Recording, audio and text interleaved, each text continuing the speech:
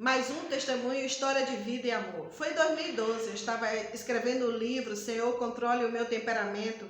Havia acabado de sair da casa de uma psicóloga, fui lá checar uns dados científicos sobre comportamento para agregar esses dados na narrativa do livro. Já era aproximadamente 10 horas da noite, a rua estava escura e no cruzamento não atentei para a placa de pare que estava apagada no asfalto, dificultando a visão por falta de luz naquela avenida. Foi quando o carro cruzou meu caminho, bateu em cheio na lateral do meu veículo. Ao volante, uma moça aparentando ter uns 18 anos. Ela saiu com a mão na cabeça, gritando de dor, meio zonza. Percebi que ela estava sem cinto de segurança. Apoiava-se no carro para não cair, enquanto ia deslizando pela porta, quase perdendo os sentidos. Destravei o meu cinto e a batida foi toda do lado do meu carona, não sofri um arranhão. Saí correndo do meu veículo, pondo a mão sobre a cabeça dela, repreendendo o espírito de morte e danos físicos. Ela logo acordou, abriu os olhos e me pediu para eu pegar sua bolsa, tirar o celular de dentro, e os vidros do carro se espatifaram. A bolsa estava coberta de cacos. Tirei o celular, entreguei a ela, ela toda trêmula e chorando ligou para o pai. Em menos de 10 minutos, o pai e a mãe dela apareceram. A mãe dela foi muito gentil comigo, ao contrário do pai, grosseiro, frio, distante, nariz em pé. Eu não me esqueço da esposa dele, envergonhada pelas atitudes daquele homem, arrogante e orgulhoso. E naquele momento eu senti Deus falando ao meu espírito que ele precisava se arrepender, daquele coração empedernido, duro, que ele usaria aquela situação para salvar aquele homem antes que fosse tarde demais. A partir daquele momento eu fiquei em espírito, pedindo a Deus maiores informações sobre aquele homem. O boletim de ocorrência só poderia ser realizado na delegacia e todos foram para lá, inclusive meu marido, porque eu liguei para ele teve que auxiliar um guincho para tirar o meu carro de lá. Quando chegamos na delegacia, vi que havia mais algumas pessoas além de nós. Eles tinham ligado para amigos, parentes, e foi uma demora longa aguardar o policial registrar a ocorrência. 40 minutos depois de termos chegado, senti necessidade de ir ao banheiro.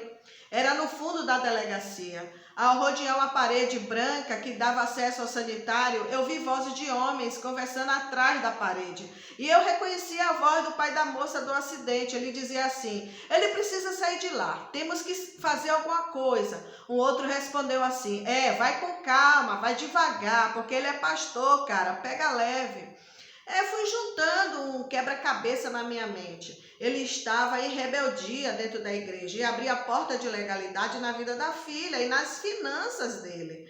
O Espírito Santo passou a falar comigo. Eu precisava interceder para ele se arrepender de ser tão rebelde, orgulhoso, soberbo. Deus amava a vida daquele homem apesar de tudo. Fizemos o BO e cada um seguiu para a sua casa. Eu obedeci à voz de Deus, orei, segui os dias em favor daquele pobre homem rico.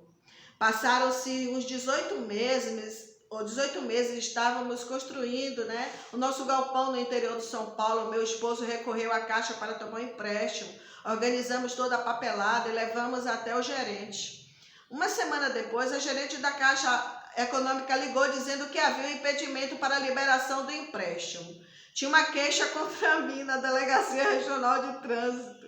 E, para ser sincera, eu não me lembrava mais do episódio da batida do carro.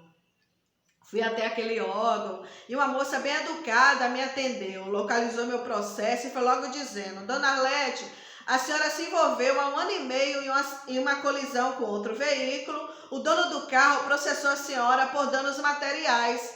Na queixa ele pede uma indenização de R$10.000. Só que ele se arrependeu, tirou a queixa, pagou uma quantia de R$1.200 referente custas de processo e a senhora está livre. Só que o sistema não deu baixa. Pode ficar tranquila que não corre risco dele voltar atrás. Se até agora ele não recorreu para dar continuidade ao processo, é sinal que ele não vai mais voltar daqui por diante. Quando ela disse isso, que havia se arrependido, foi o suficiente para eu ter certeza que a oração do justo é poderosa e eficaz, segundo a palavra de Deus. Eu não sou justa, eu sou justificada pelo sangue de Jesus, isso é diferente. E porque o sangue dele está sobre mim, cabe a mim ter atitudes santas para que Jesus me justifique. O meu ato de santidade ali foi obedecer à voz de Deus. Eu entendi o coração do meu pai. E isso me torna filha, porque eu agi como Jesus agiria. Aquele homem promovia a sedição dentro da igreja, né? Ele confrontava a liderança, subvertia o coração dos outros irmãos, e Deus não estava satisfeito com aquilo. Pelo fato dele ter se arrependido, né, evidenciou o quebrantamento no seu coração, que obviamente passou a refletir sobre suas atitudes vingativas, soberbas e altivas, que testemunhava de uma maneira vergonhosa e desonrosa diante da filha e da esposa, atitudes muito anticristãs. Perguntei para a atendente a data da queixa e a data que ele se arrependeu de fazê-la. Na mesma semana do acidente, disse a moça, ele moveu a ação, mas 15 dias depois ele se arrependeu.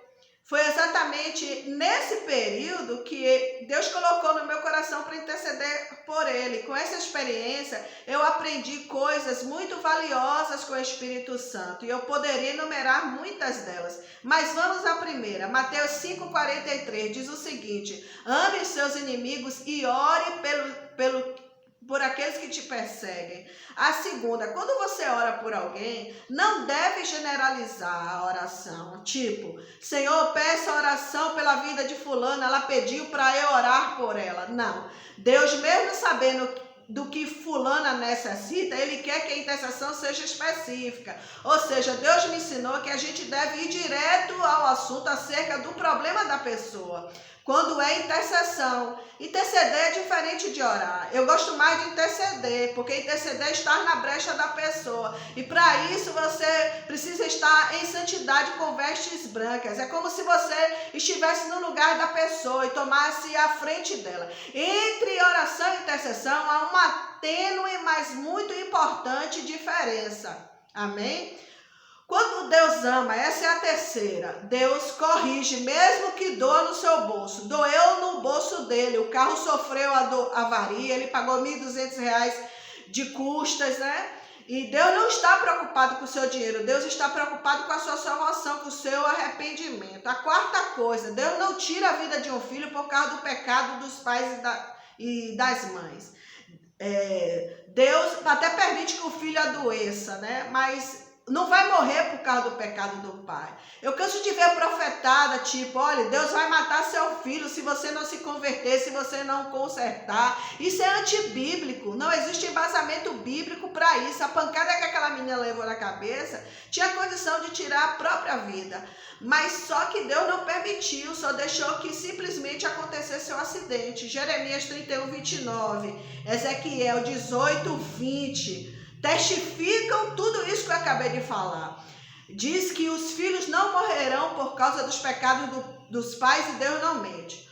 Muitas outras lições eu aprendi com essa experiência e eu creio que vocês também aprenderão. O Espírito Santo é mestre, ele é pai, amigo, ele é maravilhoso. E todos os dias a gente deve aprender, basta simplesmente a gente querer, amém?